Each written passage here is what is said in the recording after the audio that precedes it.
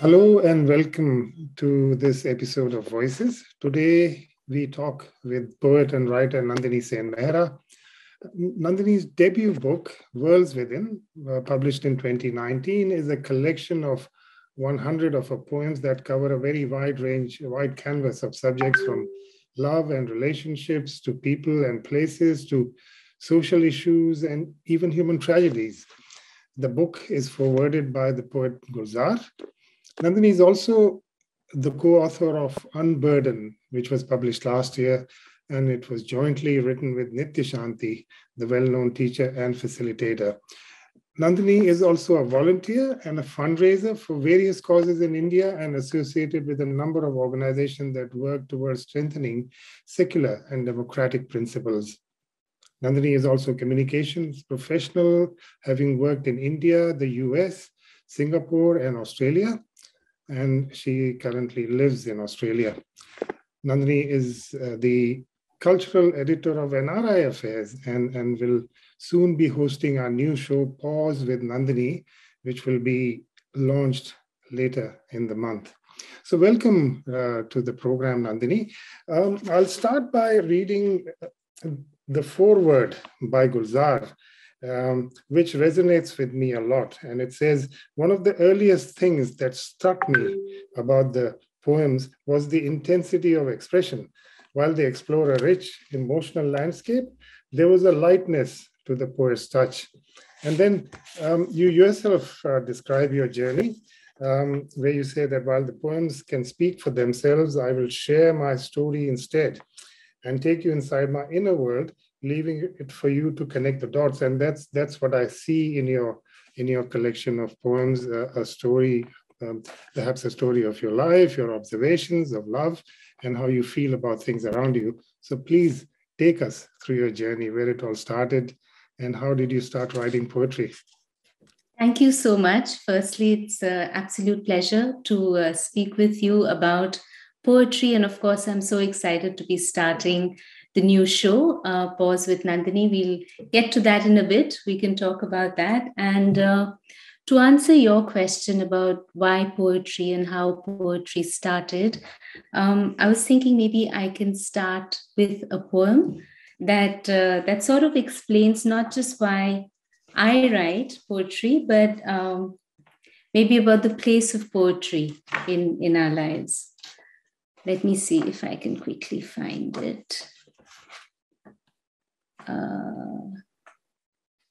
This is the one that I wrote about poetry, and it's called Poetry is a Snitch. Poetry is a snitch. It tells on oppressors who would rather we read the newspapers they print. It reveals intent that words conceal. It is a busybody.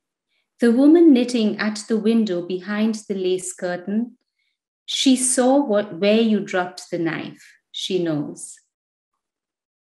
It is a child who wants to know about the mole on your nose or how you lost an eye.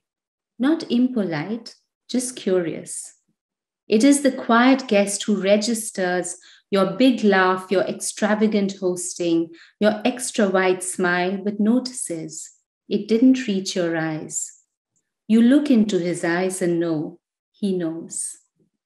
And sometimes when times are dark, it is the traveling mendicant who grabs you by the throat and makes you swallow bitter pills in jagged verse. For you may not know your sickness yet, and you may not have seen the darkness, but the winds have picked up an unfamiliar scent, and the songbirds no longer come. And those who have turned to look up at the sky, they have seen the clouds gather and heard the distant rumblings from across the hills. So with a tender kiss on love's sleeping eyes, poetry must quietly leave and find its way through narrow streets and snaking alleyways, to darkened porches and shadowed nooks under bridges, to gather where the others are. For there, the words will come that speak of truth, and the words will be written and shared and spread, traveling to those who are asleep, so they may too awaken, so they too may know. And now, Those who do not understand it, who seek to imprison it, to stifle it, to silence it with their might, they will now learn to fear it. So this...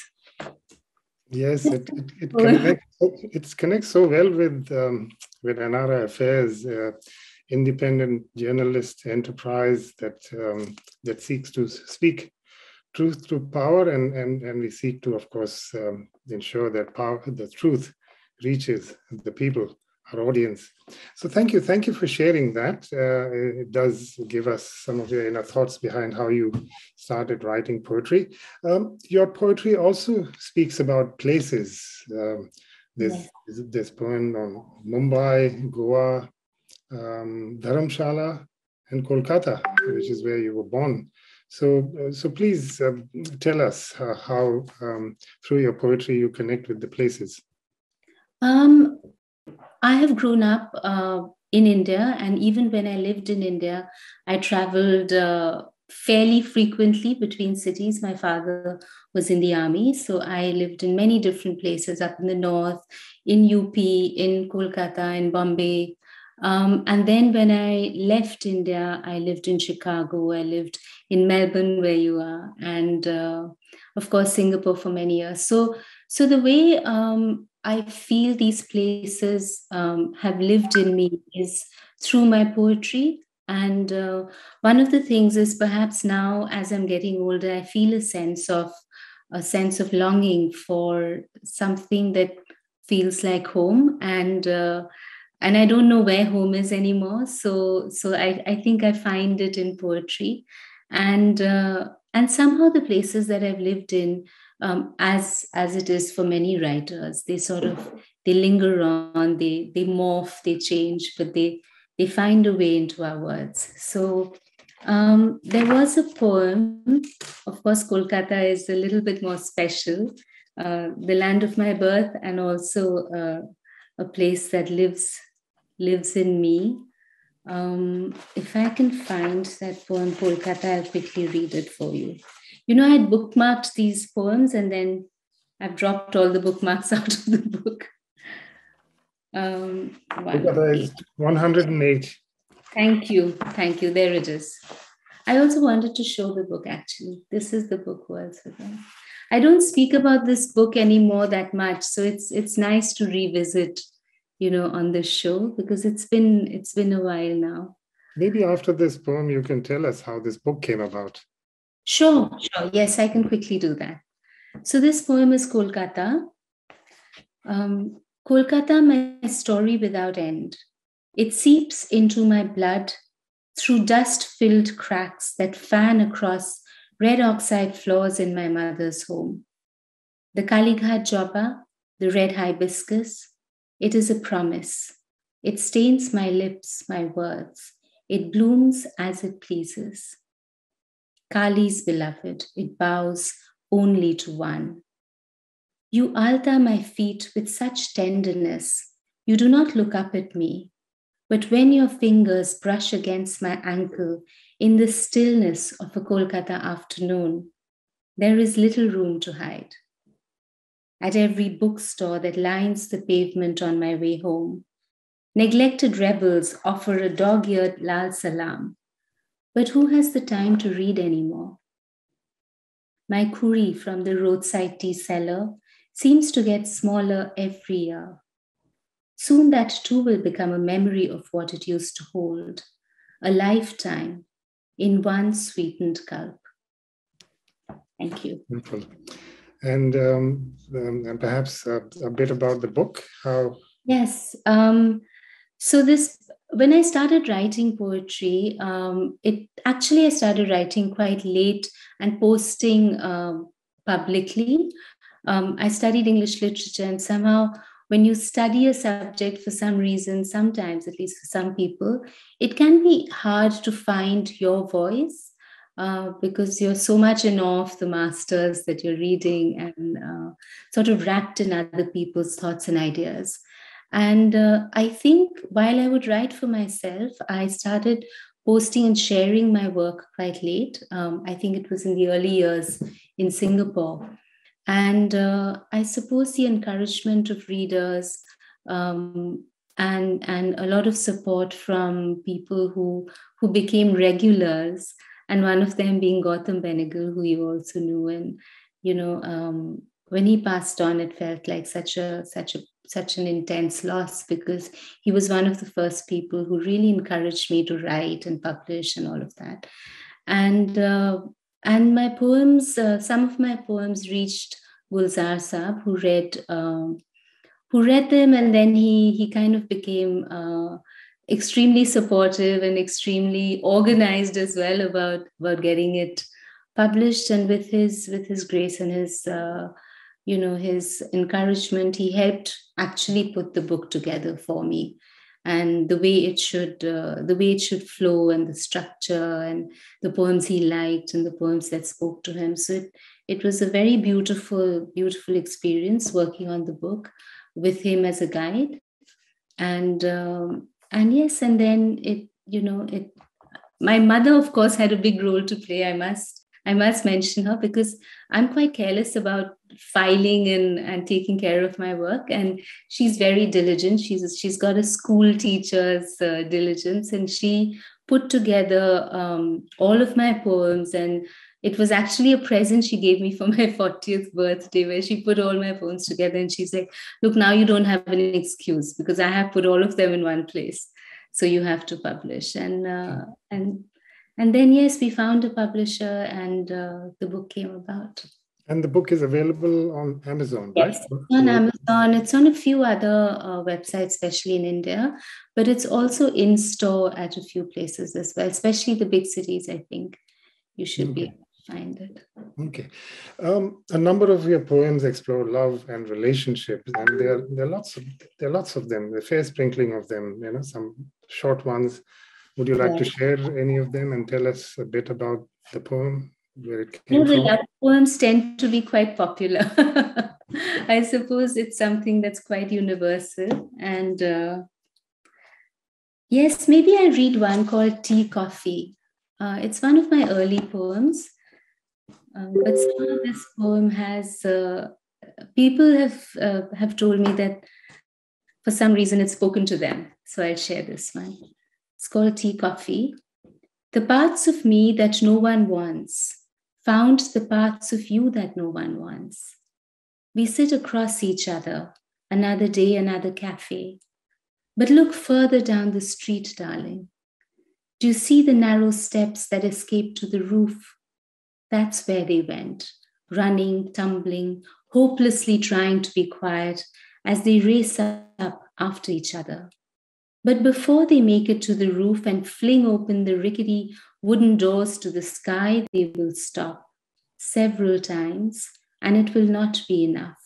Did you catch a glimpse of lace, a naked thigh, a flash of the eyes, so dark, a bite of a lip, and white-knuckled fingers pressing into flushed skin? Did you see how nicely your broken pieces play with mine? How I grasp the shards though they cut my skin and laugh at how it hurts, how you promise me forever wrapped tight in this little moment. We chase each other like a pair of swooping, darting swallows falling through the evening sky, blind to all but the game, and isn't it magic? We haven't moved at all.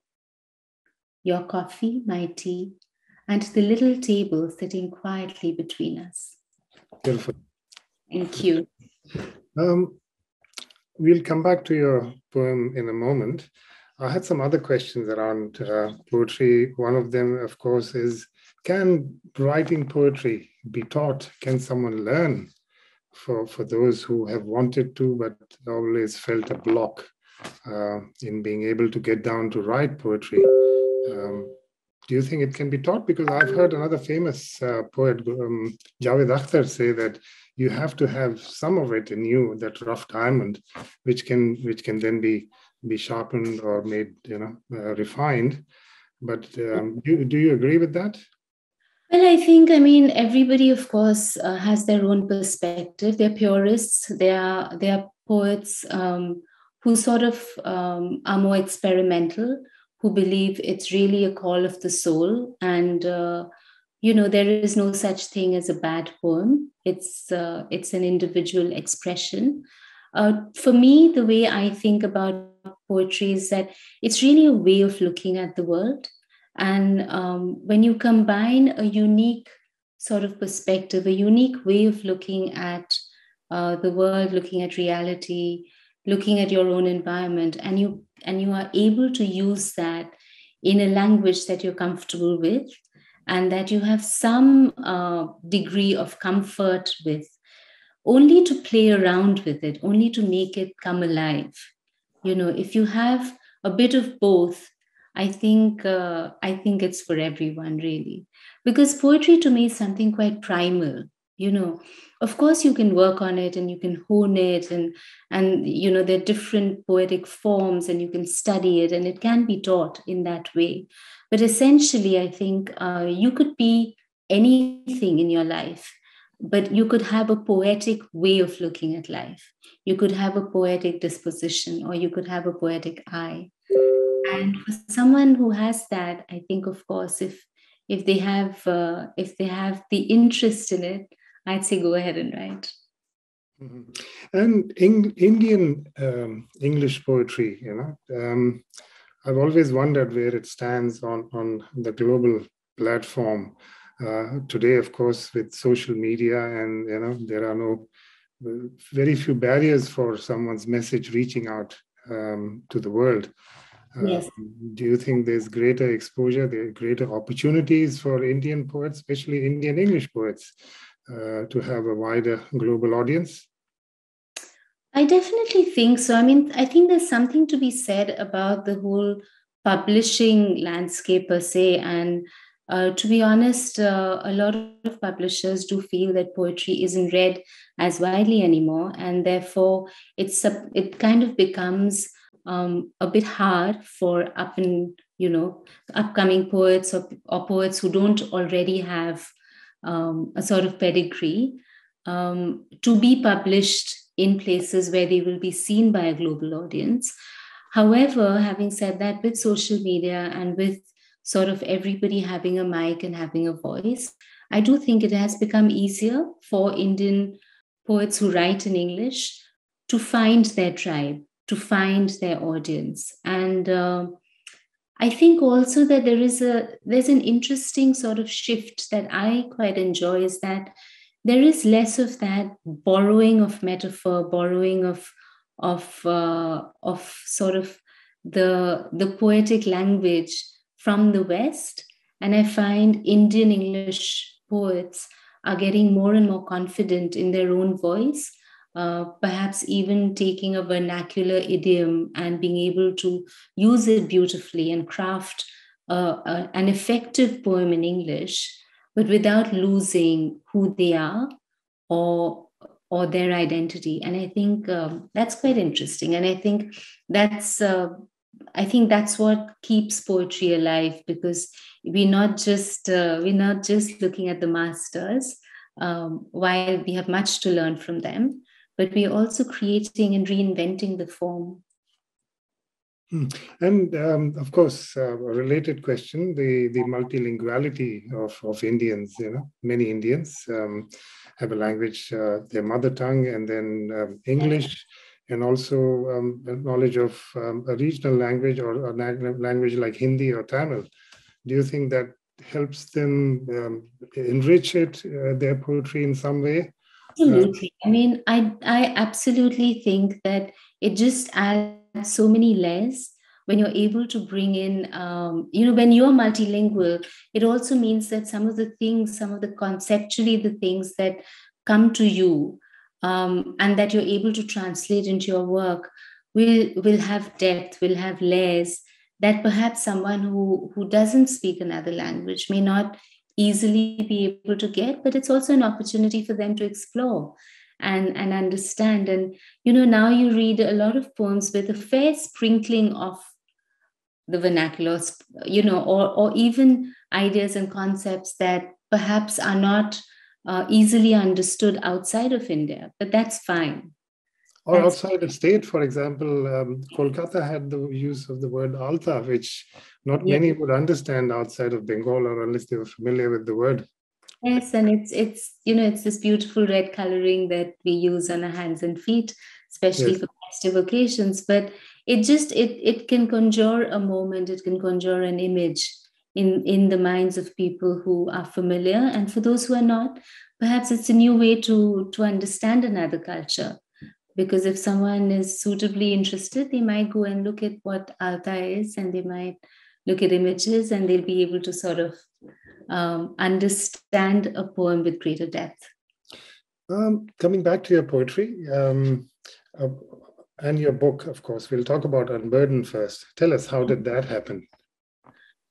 Well, Unburden was, I feel like it was a book that was meant to happen. I have been associated with Nitya Shanti for the last couple of years. He's a fantastic teacher and facilitator. He's really like, I would say for me and for many of us who are in this greater community of support around his teachings, he's a teacher for our times, where it's not so much about preaching what you should and what you shouldn't do, but it's about telling you what is out there, what is the canvas.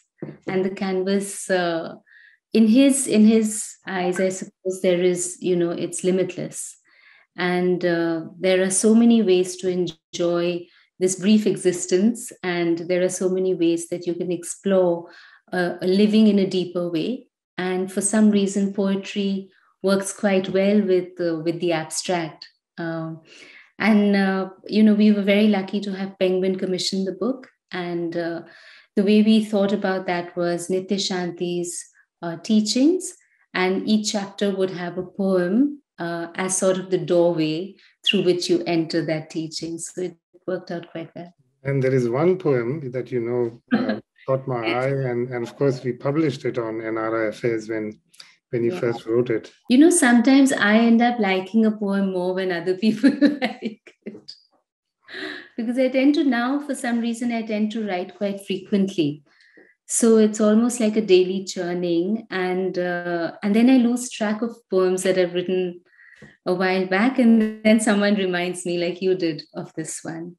It's called My Quiet Rebellion. In a world of sorrow I did not make, a world I was given I did not take, let my joy be my quiet rebellion.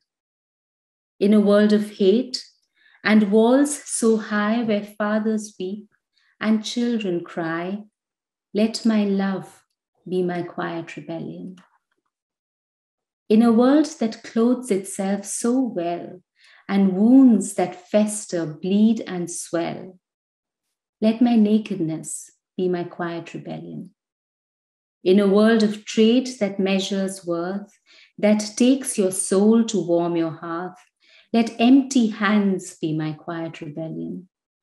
In a world that tells me you're the other, you're not my friend, you're not my brother, and we could never be the same, our different faith, our different name, can we not find our way to be, our kinder, gentler way to see? Let our knowing be our quiet rebellion. Thank you. Beautiful. And of course, you talk about rebellion. There's also, it of course shows empathy and compassion in your poems. And one such poem that again caught my attention was Asifa, a tragedy of a few years ago that many of us will remember. Could you tell us how that came about? And like I said, I write fairly frequently, and sometimes it's just what comes up in the news or something that really, in spite of the noise, there's some things that just really touch your soul and touch your heart and are painful to witness, and that sense of helplessness as well, and then that poem was sort of born out of that feeling of just thinking, like what kind of human being who himself was once a child can behave in this manner. It's something that I find hard to wrap my head around. This sort of, this abject intentional cruelty, um, that it's something that's a bit hard to talk about outside of being able to express it in a poem for me. But I have to say that once I wrote it and other people read it, this the story of an 8-year-old girl who suffers such violence at the hands of men. I I don't want to use a big word like cathartic, but I think at least it made people feel like there was an expression of some of their own rage and some of their own helplessness. Um, and so that poem, while there are and rightly so, there are questions around when there's something that happens that's tragic, and then art sort of uses it as fuel, and where are the lines on that, and where are the boundaries, and um, and I think that's an important discussion, in and of itself. But sometimes it's just a reaction, which is an emotional reaction, and sometimes when you're a poet or you're a creator, you're a musician or you're a dancer, sometimes you can't have that separation between what calls to you from within and what the environment forces you to look at. And some of your poems, of course, in some of or through some of your poems, you seem to connect with total strangers, and through them you address what may be called social issues. One such poem is The Migrant Worker, I think. Yes, about the migrant About the workers. migrant worker, yes. So if you could give us a glimpse of that. Maybe it's a bit of a longer poem. Is it 100? Was it 100? Yes. It's a bit of a longer poem, but I'll read a little bit of it. A bit of context: this was written in Singapore. And while, I love Singapore, I've had the best time living there. There are some things that would seem discordant with the whole shiny, beautiful facades, the impeccably maintained gardens, the law and order, and all of that. And one such thing was the migrant workers who each morning I would look at on the way to drop my children to school. I would see them in these open trucks. And it just doesn't seem right. And I felt there were many stories in their faces that go untold. And I wanted to write something about them. So this one is called Foreign Worker. I'll read the first bit. He is an hour of back-breaking labor, 10 hours in a row. He is the glass and steel tower that feeds the city's greed, the spotless road for the Ferraris to purr on, the leaves with no dust, the hedges that fold into neat, obedient boxes. He is the invisible coming apart of a city that's always shining. He is Guljeet from Jalandhar GT Road, District 5. He is Singapore's foreign worker, India's NRI, willing and able to trade a life for a living. Yes, beautiful. And yep. Well, thank you for sharing the story of your poetry. You also, and I have known you for a few years, and one of the extraordinary qualities you have is the ability to raise funds for humanitarian causes. When human tragedies happen in India, whether it was the COVID migration or the and the fundraising that you did, and the resources you raised in terms of equipment. Tell us, how do you do that? It's the ability to mobilize people into getting behind a cause is quite extraordinary. And please share a bit about how you go about it. It quite fascinates me. Thank you. I mean, first off, when COVID hit, I think there was a mass mobilization. And it wasn't just me, there were so many people who just instinctively and organically came together at that point. And I was really just one of many who were in different groups trying to do what we could. I think one of the advantages was that through my poetry, I had sort of a group of people who kind of knew me, knew the things that I kind of stood for. And so when I went out asking for funds for things that mattered and things that needed our urgent attention, I think for them it wasn't a stranger. And there was that sense of trust, which I'm very grateful for. And also working with other volunteer groups and other people. There's Himanshu, who ran his own sort of volunteer network, and a lot of work that we did together and raise funds for. It's just this feeling of trust between volunteers and knowing that, who are the ones who are being effective and who really have no other agenda except to help.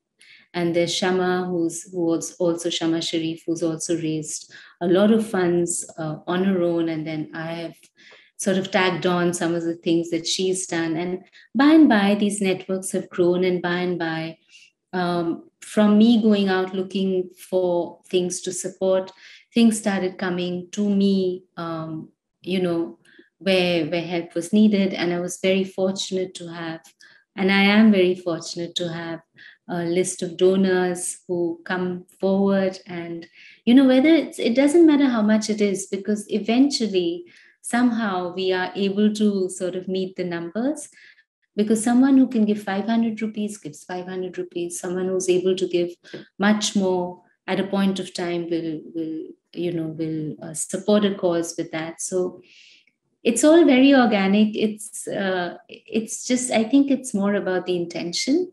And I put it out in the universe, and there are other people who are looking to help, and the dots connect. Mm-hmm. And of course, we'll talk about our new show, Pause with Nandini, that will be launched later this month. Tell us a bit about that. Can you share a bit about what our viewers can expect? So Pause with Nandini is really a pause, in the middle of all the busyness of social media, of mainstream media.